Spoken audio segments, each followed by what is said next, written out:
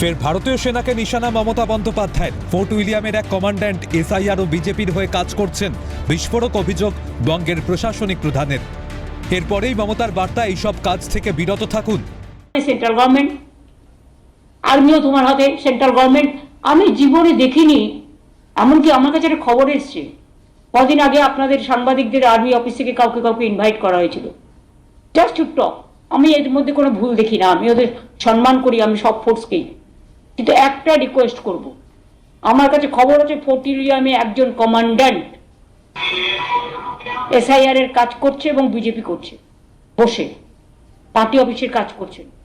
Please আপনাদের কাছে হাত জোর করে রিকোয়েস্ট করব, এটা করতে যাবেন না। বস্তুত ভারতীয় সেনার সঙ্গে রাজ্যের শাসক শিবিরের সংঘাত নতুন নয়। গত বছরের অক্টোবরে রেড রোডে তৃণমূলের ভাষা দিবসের মঞ্চ খুলে দেওয়ার অভিযোগ ওঠে সেনার বিরুদ্ধে। প্রতিবাদে গর্জে ওঠেন খোদ মুখ্যমন্ত্রী। সেই ঘটনার পরের দিনেই সেনার পথ বিভ্রাটের সাক্ষী গোটা রাজ্য। বেপরোয়া গতি ও ট্রাফিক আইন ভঙ্গের অভিযোগে সেনাবাহিনীর ট্রাককে আটক করে কলকাতা পুলিশ। গাড়ির চালকের বিরুদ্ধেও মামলা রুজু করা হয়। সেই সময় এই ইস্যুকে কেন্দ্র করে রাজ্য রাজনীতি তোলপাড় হয়। এবার কেন্দ্র সরকারের বিরুদ্ধে বলতে গিয়ে একজন সেনা কর্তার সঙ্গে বিজেপি যোগের তত্ত্ব সামনে এনে আক্রমণ শানালেন বঙ্গের প্রশাসনিক প্রধান। এই ইস্যুর জল এখন কোন দিকে মোড় নেয় সেটাই এখন দেখার। ক্যালকাটা নিউজ।